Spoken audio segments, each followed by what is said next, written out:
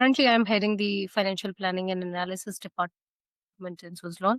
I have also done an MBA from IIMS Kolkata. It was an executive MBA. So that has really helped me in, understanding how the leadership works in a larger organization. Yes, that was brief about me. Anything else you would like to know specifically? Nice to see a technical leader, kind of also doing an MBA, because there has been a lot of talks around, whether it's CA versus MBA and all these, kind of talks go around in the global leadership circles. I think these days it's not going on around, but I think 2-3 years back it was a question whether a CA should become a CFO or an MBA finance should become a CFO. Yes, I still keep hearing that, but both has their own strengths and weaknesses. So, and if someone is able to manage both, then could be a right fit. So, ma'am, the first question that we have for you, or the first topic, is that over the last decade, if you see FP&A, it has shifted from being a backward looking to a predictive kind of a thing. And what are the biggest challenges that you have faced in embedding forecasting, scenario modeling, and predictive analytics into finance? Yes, that's right. Because traditionally, we have been always doing, whenever we have been doing forecasting or budgeting exercise, it's always the past trend which we used to see. But considering the dynamism in the business, and so maybe the last trend could not be a right base all the time. So definitely, there have been challenges in getting into the predictive mechanism, but then there are ways to overcome that. So let me just first talk about the challenges. The biggest challenge what I feel is the quality of data what we have, because something which goes as an input will obviously bring the better output, but I see that the real pain lies where the data is very fragmented and it's coming from the multiple systems, and so there are inconsistency in data, especially if you want to go back, let's say 3 years, 5 years, it becomes even more difficult. So I would say the biggest challenge is the quality what's going inside the system. Secondly, I could say if it's a very age old organization, then probably the legacy system which has been used for many many years, so they lack the flexibility of integrating it with a newer tools. So those system integration is an issue. Then there are multiple systems also. If organization is spread across multiple geographies, then it becomes even more common. People who heavily still depend on the Excel spreadsheets. So this would be another challenge, the system issues. People issues can be there. People are deterrent to any change. The adaptability is low. There could be a skill gap also, because since people are so used to do the traditional way of forecasting, so thinking about what's going to happen in the future, or let's say 3 months, 6 months, or in a year's time, sometimes it becomes very difficult. The going back and falling back on the past data is always an easier option. So when you go for the predictive analysis, then it's really difficult. So even the ineffective processes within the organization also contributes to the challenges. But certainly organizations are moving into the forward-looking thing. There is a hybrid concept also, like some part will be based on the backward-looking, some will be forward-looking. So both are working now. Got it. And how do you see these AI driven planning platforms changing the, you know, traditional budgeting and the forecasting cycles? Can they really replace intuition and experience in financial decision making? It can, of course, that's the future. I certainly believe that that is the future, but effectiveness may differ from industry to industry. For example, if I talk about the AI driven financial planning platforms, it could be more relevant as of now for a B2C company, or somewhere where there is a large customer base, there is a larger product portfolio. So e-commerce kind of thing, where, artificial intelligence or even the machine learning, multiple algorithms, they can use to predict the demand. They can do the demand forecasting. But in an industry which is still evolving, which is unique in its own sense, probably there maybe these kind of problems, this AI driven platforms might not be very helpful, I would say. But in manufacturing industry, I've seen this supply chain management, there this AI tools are being effectively, platforms are being very very effectively used. And if you talk about, can it replace the human intelligence, the intuition? Not completely, of course. It cannot, but definitely I would say it will sharpen the whole thing. It will improve the forecast. It will assist in doing the right forecasting, but not completely replace it. Certainly not. Sometimes I feel is that the total intelligence is always constant. Hmm. This is just a philosophical thing that I'm thinking. because day before yesterday, I was traveling in a flight, and when the mobile was off and everything was off, I took out my notebook and I started writing. A lot of people started judging me, thinking that he's an old guy and all that, because I was writing, and I found out is that a lot of things that came out of my mind, I started thinking. And what I was realizing yesterday is that, man, with all this chat GPT coming in, we are not thinking. Yes, yes, certainly.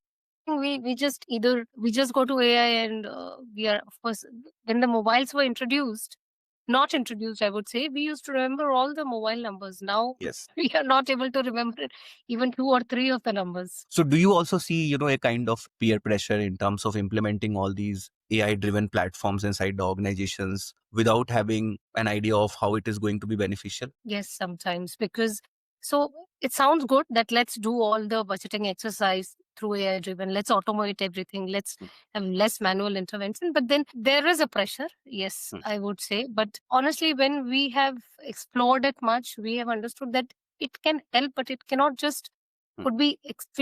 would not be a best thing to do, I would say. And we don't get enough, what to say, support from the internal teams, because people are so used to do things in a traditional way, and sometimes it becomes very difficult to convince the people. Even sometimes they don't have the knowledge, because see, finance folks are not data scientists. We are not somewhere very well versed with the kind of analytical tools. Mm. We understand the concept, and traditionally spreadsheets are being used, so people are like happy. So moving them from the comfort zone sometimes becomes difficult. So maybe internally, what we have tried, we have not implemented full-fledged AI-driven budgeting exercise, but yes, maybe in parts we'll keep doing that. Maybe let's say sales forecast will come from AI, the other things can come from the way it was coming earlier. So gradually, eventually, we will move to the complete AI. Do you see the new generation of chartered accountants who are coming up in the in the organizations? They are more versed and more adaptable to all. Very much, I would say. Because I remember when I started my career, I was not knowing what's Power BI or something like that. People, they know they can, in fact, they have even learned to develop dashboards in the Power BI, even chartered accountants. And the newer generation is not here to, work very, very hard without understanding what's happening. So they would they'll figure out how to do it easy. And if system can do something for them, of course, there's no need for manual intervention. So yes, newer generation definitely. So I do have newer people in my team, and they do come up with their own ideas. So that really helps. Yes. And then, many of the finance leaders, and you have touched upon this point in the beginning, like Mhm. they struggle with data quality and integration across ERP, CRM, and external systems. So, what Mhm. are some of those governance and automation strategies that have worked in your experience? See, wherever I have worked, my first aim has always been to establish a single source of truth. Because if you don't have that, most of the time the debate is over whether the number is right or wrong. I have this version, I have that version. So, that debate has to get over so that people can focus on insights or the decision making thing. So, single source of truth, of course, that was one of the strategy. And next was effectiveness of any automation would be beneficial to the organization if it happens on time, or if it reduces the overall timeline of a particular work. A lot of automation in terms of automate the repetitive task, reduce the manual intervention wherever it is possible, automatic data fetch, real time, availability of data. These are the key things which this is my first step when I start working on anything. So in fact, even for all BAU tasks like day-to-day entries and all of these things, one can just automate all of this, and this just decreases the noise within the system so that people are focusing on the quality thing. So when you talk about governance, I would say through these tools, master data management has become very seamless, easy, more transparent. We can hold people accountable Hmm. based on the accesses given. So master data management is very, very important there. Just to give you a small example, like earlier we used to do bank reconciliation, like someone is sitting with a banking data, then the internal systems data, then trying to match whether things are matching or not. But nowadays there are tools where we just, with a single upload, we can just do the BRS. Similarly, the supplier reconciliation, customer reconciliation, all this is happening very automatic. So these kind of governance is important. So higher focus on master data, having this single source of truth, getting the real time view of the data, all this has helped At least in my career, it has helped to, bring, agility within the system. Yes. Whatever we do, be it a monthly reporting, Mm. forecasting, budgeting. So that's the key. Yes. I think earlier all these finance guys, they will be running after various departments also for the data and all those things. Yeah, if there's an automatic data fetch, The problem, yes. yes. So there's a one-time effort to create those dashboards. Structure and all, huh? Yes, the backend structure, there's a one-time effort, but then once it is done, Yes. it's just, maintaining those dashboards, just about maintaining them. And then the companies used to bring all these KPMGs of the world to create that structure. They charge a bomb of money, like, and and if nothing will Talk happen. about Internal POC will only have to do all these things. no, no, no. That's a pain point you have already touched upon. So I will not talk about it.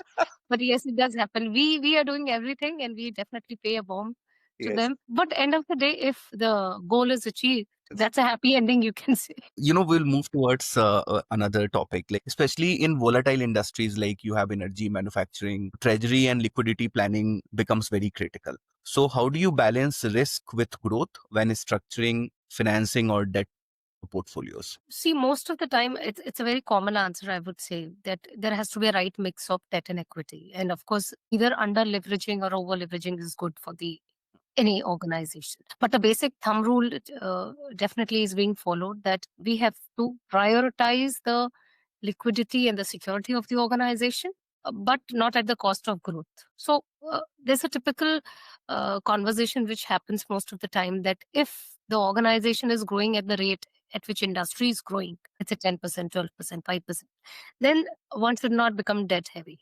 And it's better you plow back your profits and you're able to manage. But if you are looking at a growth of, let's say, 10x, 5x, 3x, 2x, then there is something, you have to look for options where you can, put a lot of funds at one time, and so that you you can grow in a more in a fast paced growth, I would say. So there, I think the individual has to take the call whether we should take the debt or we should not. But certainly a lot of caution has to be applied before you take debt. There could be something which will contribute higher than the cost of debt. For example, if you're launching a product, if you are trying to get into a newer market where you have to do heavy sales and marketing spend, then it really makes sense. So yeah, the right mix of both, and ensuring that I am not parting with the liquidity, emergency funds are there, Yes. but growth cannot be stopped. And also depends a lot on the current situation of the organization. So if the operations are stable, then it's fine. You can now think of the growth. But if you are in a survival mode, Yes. then you have to just carry on the business and ensuring that you're not over leveraged. Yes. A lot of these, kind of things that you're talking about, startup founders should also learn. Yes, yes. Because, we always talk about one statement. We say that investing ahead of the curve. So when to invest? When are you growing? You have to invest just before that you achieve that curve. If you invest Right. much before, Yes. then you're gone. If you invest later, then also you are losing the market. So that timing and the right balancing is very important. Yeah. It's very important. It's as simple as that. I say that you have not studied throughout the year and now you're Mm. applying for CAT exam, so you'll not be able to crack. Okay, that can be a good analogy. Like these are like common life analogies, like like it can be valid for CA exam also. This person has not Yeah, yeah, studied for the that exam yet. consistency is needed, no? Yes. And then the problem also comes is that this person has studied throughout the year and now he's not confident enough to apply for the exam. Okay, this also happens.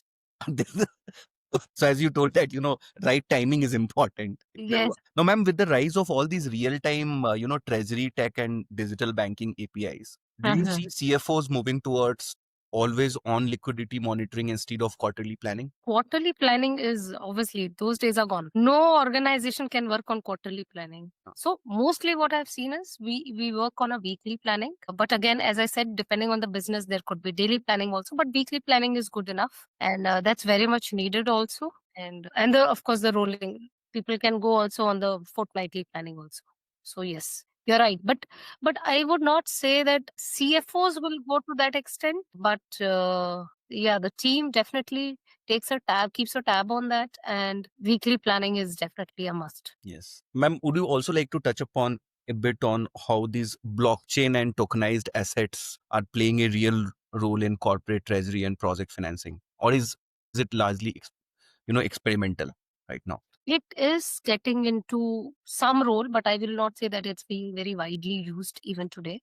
See, the benefit comes in the larger projects where which can be monetized. It's like you have digitally divided your project into smaller units, and people can just buy that, and it will give also some level of investment opportunities to the retail who doesn't have the appetite to invest in a large size project. But I have not seen this happening too much around me, at least. I've seen real estate. Yes, you can say there people do this tokenization, but it's still evolving, I would say. And it's still, and there could be major hurdle in terms of the regulatory framework government for the adoption of it. Yes. So adoption could be difficult. I mean, it sounds good as an idea on paper, but not very easy to implement. Got it. Now, you have driven finance transformation initiatives in your past roles as well. So how impactful have you found all these automation tools for accounting, reconciliations, and compliance reporting? And also focus on the limitations of them. Yes, they are very much helpful, definitely, because I would say that's the whole reason why we see so many global capability centers, which we typically call at GCC, which are being set up, especially in India. There is a rise in the GCCs where there's a set of team which sits in India and it caters to the entire organization across the globe. And why these automation tools has happened? Because they make things very standardized. There is more of transparency, especially the routine tasks which are repetitive in nature, of course, can go into these kind of automation tools like reconciliation, compliances. And these are very important pillars for any of sound finance structure.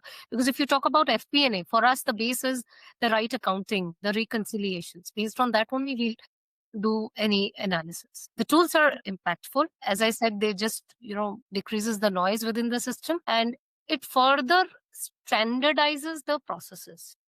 Right. And if you talk about limitations, there could be many. So I'll just quickly tell top 5 limitations. One, multiple accounting platforms. Yes, it makes it crazy to implement or, integrate all these automation tools. Secondly, if the organization is at multiple geographies, tax structure of the geographies are different, the compliances are different. Third, I would say the business itself is very complex. So it becomes difficult to implement those kind of tools. Fourth would be, I always keep saying, it's the people issue. People are deterrent to change. Any change is unsettling. So the first response towards these kind of automation or integration, any kind of digital transformation will hear a no. So no, this cannot happen, or there will be deterrence. Definitely, these are the issues. But I feel that there are many implementation partners now in the industry who help the organization, to get into these kind of automation uh, of these tools. And they come with a lot of experience. So they are able to suggest the best practices as well. So as an organization, maybe I would not know the best practices, but any consulting partner, implementation partner will help us, putting that. So those challenges are being met through. Or maybe a senior leader who has already worked in the industry, who have already done it in the past. Those people can help. Yes, yes. So definitely whenever there is any kind of digital transformation, person who gets hired is the transformation officer. And then he or she creates the whole team, and, important is the buy-in from the people. If people have got the buy-in, and if we know why we are doing and how it helps us in the future, it's to make their life easier. Yes. Then it becomes all the more easy to implement, even if it is technically difficult. But if the keenness towards that is there, then the journey is still smooth. But it takes at least 2 to 3 years to get completely transformed. I would say it's a journey. It's not something you can do it in 2 3 months and you're done with it. It's difficult. Yes. I still remember while I was working for an organization and there was a procurement head. He was damn against digitalizing the things. And I was given this responsibility of driving digital transformation. So my CEO always used to tell me, go ask him. So he was not agreeing to anything. Then one fine day, what I did is that I took him on a tea And I told him, you know what, Mr. XY, is that if you do this, you'll get a CEO award in the next quarter. And that's how I got a CEO award. Is it? And you will be promoted also. So with tea, you give some carrot also. You won't imagine, ma'am, next day he was all supporting me like, Rishikesh, isko implement karte hai, bro. Yeah, you need that soft transformation Yes. journey. So everybody has a different motivation, like all around, like सबका Yes, motivation. yes. कुछ खड़ूस लोग होते हैं बूढ़े वाले, उनके Yeah, you have to apply different techniques with different people. As we say that same size doesn't fits all. Ma'am, you know, you were kind of touching upon the CFO dashboards, and you also told that, you know, these dashboards claim to be a single source of truth. But we want to understand from you that what are the most non-negotiable KPIs that every CFO dashboard must include? See, if as a CFO, of course, we always think that one has to see the finance related KPI, key, what's the margin, what's the profit. But I feel that with the uh, current situation of the industry, more important will be the operating KPIs. Like one of my senior leaders often used to say कि अरे काम अच्छा करोगे तो P&L और balance sheet तो अपने आप अच्छी हो जाएगी. So it's more important that we manage the operating KPIs well, and based on that, finance KPIs anyway will come better. So if I have to name a few, then in operating KPIs, I will, kind of distribute between the two, one which will reflect the current year's performance, and another would be something which drives the strategy for next 2 to 5 years. So as a CFO, they'll have to also work on the strategy. So in terms of operations, let's say one could be how much is the customer addition deletion, and what is the pricing, what is the cost, current costing of the product, what is the fixed cost, where are we moving towards that. These are from the P&L perspective. And if I talk about the long-term strategy, then is there a new product launch, or is there a product engineering can be done, or better vendor management, so that overall as we move forward, we are able to reduce our procurement cost. So these could be the long-term strategy, like cost, margin, and then all this contribution EBITDA comes in.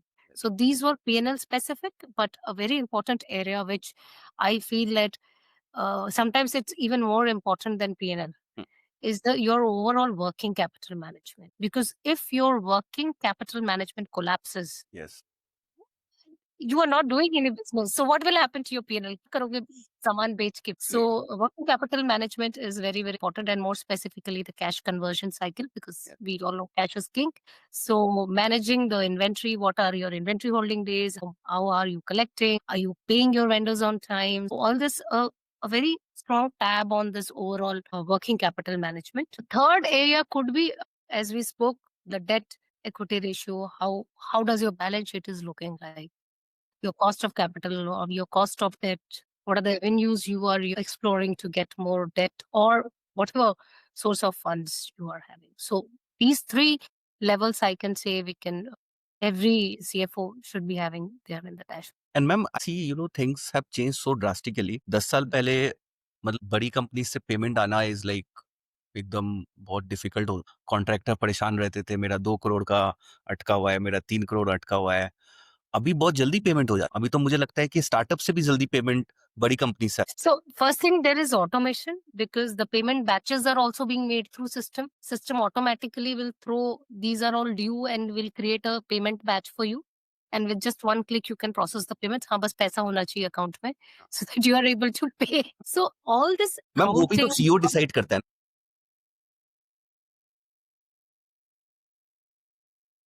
So most bank से. actually, there's a treasury team which ensures that funds are being managed well. So of course, in collaboration with the business, because business would know what if the payment of something gets stuck, how it impacts the business. So treasury, in collaboration with the business, they decide mostly. CFO mostly work on the overall fund position. It could be like CFO can decide, let's pay every week, or let's say pay after every 15 days. I mean, once in 2 weeks. So these kind of strategic things CFO definitely decides, but overall working capital management happens through treasury team. And working capital management is so critical. I think a lot of these lessons from the bigger companies, I think, needs to be given to startups as well. Correct. Because all these Absolutely. new time founders, you know, they don't understand working capital. They think that they will get funds and they will use it, and then it's all busted. Nothing is free, no? Everything will come at a cost. Even if they get funds, they are the most expensive funds. Yes, exactly. And most of the successful businesses are built on debt, ma'am. I think like utilization of debt is so important, especially for infrastructure projects. Like Yes, yes, definitely. now, in the renewable energy and infrastructure projects, capital intensity and debt structuring are constant hurdles. How do you think tech-enabled project finance modeling tools can improve decision making here? Okay, that's I was just getting into that only. So when you say project finance, it is much before the finance thing comes in. So it's more of how you're managing the projects. It's the project management becomes important. The finance will anyway will get managed. As I said, the operations, you manage the operations well, your finance will be anyway managed. So these tools definitely help because we have many sophisticated tools to manage the project. So when I say to manage the project, it starts from mobilization of the resources. It can start from the contract itself. Let's get started from there. A project comes and then you have to execute that. So any infra projects or anything which takes at least 2 to 3 years to get implemented, or we typically say it's concept to commissioning. So there are tools which manages the project status, execution status, mobilization or demobilization of the resources. When I say resources, it would mean the equipments, the machineries, and also the people. So these project tools, red flags creates a red flag in the system whenever something gets stuck so that your people can attend to the issues. There is better role clarity. Authority is very well defined. See what happens if all these operational matters get sorted and are attended to at a right time, then anyway the cost control, the financing and the decision making, everything goes right. So it starts from the management of the project well. So these tools brings more clarity, and as you said, the projects are capital intensive and they just literally sucks money, I would say. And that is why working capital management becomes even more important, because if your project gets stuck, obviously no customer is going to pay you on time. Yes. So this is how. So I would answer this in a way that my finance will managed anyway if my project is very well managed. So Yes. project management tools are more important than I would say in this case the finance tool. Of course, a lot of automation in terms of treasury, banking system, payments happening on time. So all that पहले वो हस्ताक्षर होते थे check वगैरह में वो सब all this has gone. So it's all digital payments, batch payments at one go, multiple lot of things can be paid at one go. There is more clarity. What is getting due when? Are we paying on time or not? So a lot of things can be tracked in terms of the to know overall health of a project. And constant hurdles are definitely there. That's why a more disciplined approach is needed when it comes specifically for the infra and the project management. And if there is any time overrun will lead to cost overrun. Yes. And it will eat away your margin. So that's how project management would be important. Yeah, absolutely. I still remember that if there's a 1 month of delay, CEO used to tell me that 4 crore interest देना पड़ता है bank को extra. See, बहुत सारी चीजें हो सकती है. Like, for example, you have thought that this project will get over by 6 months. So you have calculated the resource cost, Yes. equipment hiring cost. I'm typically talking about the infra projects. And of course, the bank loan also. But if it takes, instead of 6 months, let's say it's taking 10 months. So 4 months of additional cost of resource, hiring cost, you can control it to some extent, but to a large extent, they all go for a waste. Actually, that eats away your margin. Now, also when we talk about technology and SaaS businesses, revenue recognition and cash flow forecasting are very different things. And you have touched upon this, I think. Yes. So from your perspective, what role does automation and advanced ERP integration play in solving these? Here, definitely AI is, I mean, the ERP integration is playing a very important role, because what happens is if it's a, if you are into a multiple contracts, payment milestone, the billing milestone, the all this are different for every contract. So if those contracts are managed through system itself, billing milestones are set, then there's a lot of auto scheduling which can be done. Auto scheduling for billing, auto scheduling for revenue recognition, auto scheduling for throwing up what is getting due when the aging reports. So these kind of automation helps in keeping, so there's no revenue leakage, I would say. So these kind of things happen. I mean, if you are able to automate the entire contract within the system, there is no revenue leakage. And even what is getting due when, so that your collection team is on the task with the customer and is able to get the collections also on time. Advanced systems like definitely the advanced system uses the artificial intelligence to even analyze the historical trends of the collection based on your customer base, Indian customer, government organization, private organization, overseas customer. So based on that, lot of forecast also can happen correctly. So overall cash flow forecasting also gets improved. So one way the revenue is getting managed because you are have almost automated entire billing and revenue recognition. Next way, since you are able to forecast the cash flows correctly, with the help of AI and all that, you are also able to manage the cash inflow and outflow also. And it's humanly impossible to, forecast the cash flow if you have, let's say, 200 contracts at one point of time. So there it becomes, and especially in the SaaS platform, which you asked, so there are multiple billing scenarios. There would be one-time revenue. There will be some discounts. There will be advanced billing. There would be delayed billing. So multiple scenario building is also there. Yes. Overall, it helps in both revenue and cash flow. This was very helpful. This is very insightful. Now I've learned a lot of finance. Okay. Okay. Great. Great. I will listen to this podcast and then I will start behaving like I am very strong finance consultant now. Now, in the manufacturing and the industrials kind of a segment, ma'am, like, cost optimization often classes with, sustainability investments, because these days, all these ESG and all these things have become pretty important. So how do you evaluate these trade-offs, and how can ESG reporting tools can make this balance more transparent? So, cost optimization looks nice. Sustainability investments also, it's something which we want to achieve. But I would say that ESG definitely connects the dot between the finance and non-finance results of the organization, brings in more transparency, gives some indicators also in terms of which area one need to improve. But trade-off between cost optimization and investment can be very tricky, I can say, especially in the dynamic situation. Hmm. Let's say, I'll just give you a very quick example. Let's say there's a manufacturing assembly line in my plant and I want to make it completely robotic.